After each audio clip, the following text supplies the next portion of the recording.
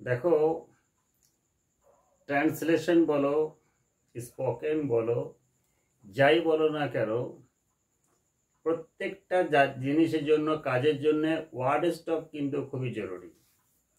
তো আজকে তোমাদেরকে এমন কিছু ওয়ার্ড আমি বলবো যেগুলো প্রায় 90% তোমাদের হয়তো জানা নেই, কিন্তু এটা সবারই জানা দরকার। কারণ ওয়ার্ড স্টকটা হচ্ছে স্পোকেন ইংলিশের একটা বড় চাবিকাঠি। ঠিক আছে, আজকে আমি যে ওয়ার্ডগুলো তোমাদেরকে দেখাবো, বিভিন্নভাবে যে হত্যা, যেমন কেউ হয়তো নিজে নিজেই মরে দেয় বা আত্মহত্যা করে বলি আমরা, সেই আত্মহত্যার ইংরেজিতে কি? কোনো ছেলে তার বাবাকে মেরে দিল, তাহলে পিতৃহত্যা। কোনো পিতা তার সন্তানকে মেরে দিল, সেটা সন্তান হত্যা। কোনো স্ত্রী তার স্বামীকে মারল, তাহলে স্বামী হত্যা। কোনো স্বামী তার স্ত্রীকে হত্যা করলো, স্ত্রী হত্যা। এরকম বিভিন্ন হত্যার ইংলিশ কি হয়, সেইটাই আজকে আমি তোমাদেরকে বলবো। দেখো, অলরেডি প্রথমে 1 নম্বরে দেওয়া আছে আত্মহত্যা, অর্থাৎ নিজেই নিজেকে শেষ করে দেওয়া। हिंदी में बोला जाता है आत्महत्या। तो ये आत्महत्यार इंग्लिशটা কি? এই আত্মহত্যার ইংলিশটা হচ্ছে সুইসাইড,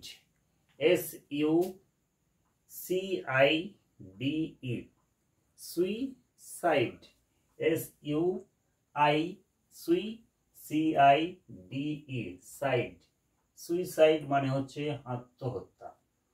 এরপরে 2 নম্বরে আছে গণহত্যা। এই গণহত্যাটা সাধারণত কোনো হয়তো রাজনৈতিক হিংসা হতে পারে। আগেকার দিনে কোনো রাজা আরেক রাজার সঙ্গে যখন লড়াই করত, সে লড়াই করার ক্ষেত্রে একসাথে প্রচুর লোককে মেরে দেওয়া হতো। কোনো হয়তো শত্রুপক্ষ দেশ অন্য শত্রুপক্ষ দেশের উপর আক্রমণ করলো, সেটা বোম দিয়ে হোক, বারুদ দিয়ে হোক, মিসাইল দিয়ে হোক, এই যে একসাথে প্রচুর লোককে মেরে দেওয়া, এটাকে বলছে গণহত্যা। তাই সেই গণহত্যার ইংলিশটা কি? গণহত্যার ইংলিশটা হচ্ছে জেনোসাইড, GENOCIDE, জেনোসাইড। প্রত্যেকটা ওয়ার্ডের শেষে কিন্তু সাইড কথাটা থাকবে। সাইড কিন্তু স্পেলিংটা SIDE নয়, CIDE। তাহলে আত্মহত্যা বললাম সুইসাইড, গণহত্যাটা হচ্ছে জেনোসাইড। তারপরে হচ্ছে নরহত্যা। নরহত্যা মানে কোনো মানুষকে মেরে দেওয়া, সেটা হচ্ছে হোমিসাইড, HOMICIDE। তারপরে হচ্ছে 4 নম্বরে পিতৃহত্যা। পিতৃহত্যা অর্থাৎ পিতাকে হত্যা করা, বাবাকে হত্যা করা, সম্পত্তির লোভে হোক, কোনো হয়তো অন্য কোনো কারণের জন্য হোক, বাবাকে যখন তার সন্তানরা মেরে দেয়, সেটাকে বলছি আমরা পিতৃহত্যা।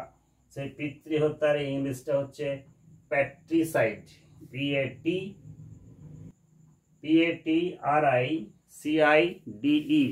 প্যাট্রিসাইড। তারপরে দেখো 5 নম্বরে আছে মাতৃহত্যা, অর্থাৎ মাকে হত্যা করা। আমরা জানি পরশুরাম তার বাবার কথা শুনে তার মাকে হত্যা করেছিল, তাই পরশুরামকে বলা হয় মাতৃহন্তা। তাহলে মাতৃহত্যাকে কি বলে? ম্যাট্রিসাইড, MATRICIDE, ম্যাট্রিসাইড। তা আবার বলে দিই, আত্মহত্যা সুইসাইড, গণহত্যা জেনোসাইড, নরহত্যা হোমিসাইড, পিতৃহত্যা প্যাট্রিসাইড, মাতৃহত্যা ম্যাট্রিসাইড। তাহলে আমরা 5 রকম হত্যার কথা জানলাম। এরপরে 6 নম্বরে দেওয়া আছে ভ্রাতৃহত্যা, অর্থাৎ ভাইকে হত্যা করা। এটাকে ইংলিশে বলা হয় ফ্র্যাট্রিসাইড, FRATRICIDE, ফ্র্যাট্রিসাইড। এরপরে দেওয়া আছে ভগ্নী হত্যা, অর্থাৎ বোনকে মেরে দেওয়া। বোন অর্থাৎ ভগিনী, अर्थात बहन को मार देना। এটাকে কি বলছে? সরোরিসাইড, SORORICIDE, সররি সাইড। এরপর 8 নম্বর লেখা আছে পুরুষ হত্যা, পুরুষকে হত্যা করা অর্থাৎ ছেলেদেরকে হত্যা করে দেওয়া, এটাকে কি বলছে? Androcide, ANDROCIDE, androcide.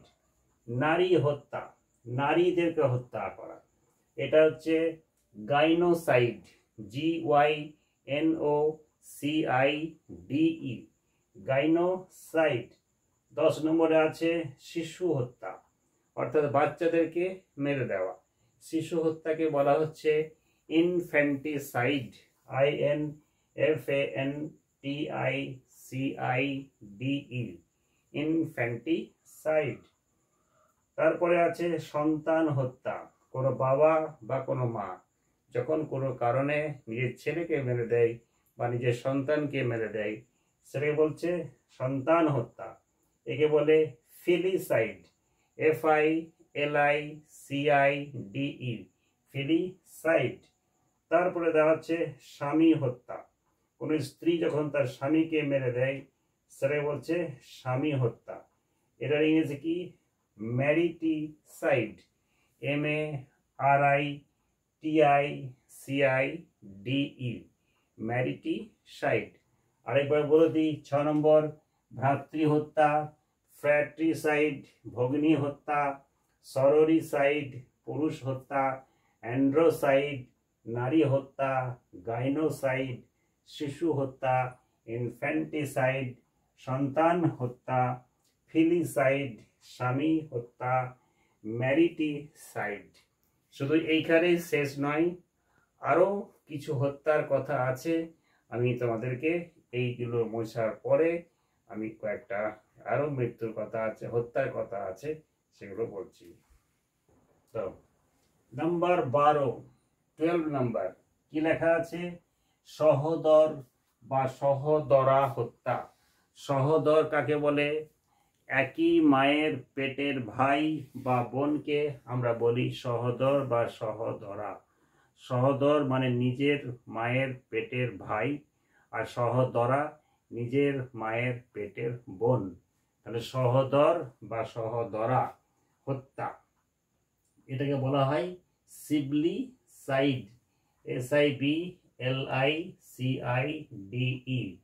নাম্বার 13 রাজ হত্যা অর্থাৎ রাজাকে হত্যা। রাজ হত্যাটাকে কি বলে? রেজিসাইড, REGICIDE, রেজিসাইড। নাম্বার 14 কীট হত্যা অর্থাৎ যে কোনো কীট পতঙ্গকে মেরে ফেলা, এটাকে কি বলা হয়? এটাকে বলা হয় ইনসেকটিসাইড। যেহেতু ইনসেক্ট মানে কীট পতঙ্গ বলি আমরা, সেই ইনসেক্ট থেকে এসেছে ইনসেকটিসাইড, ইনসেকটিসাইড। তাহলে আজকের এই যে ওয়ার্ডগুলো আশা করি অনেকেই এই ধরনের ওয়ার্ড মিনিংয়ের জানা ছিল না, এখন তোমরা এই ভিডিওটা দেখার পরে তোমরা জেনে গেলে এগুলো তোমাদের কাজে লাগবে, ঠিক আছে? তো এই ধরনের আরও অনেক নতুন নতুন কাজের কথা, কাজের শব্দ আমি তোমাদেরকে আমার প্রত্যেকটা ভিডিওতে দিয়ে যাব। যদি ভিডিওটা ভালো লাগে অবশ্যই লাইকটা করতে ভুলে যেও না, আর যদি নতুন হয়ে থাকো চ্যানেলটা অবশ্যই সাবস্ক্রাইব করবে।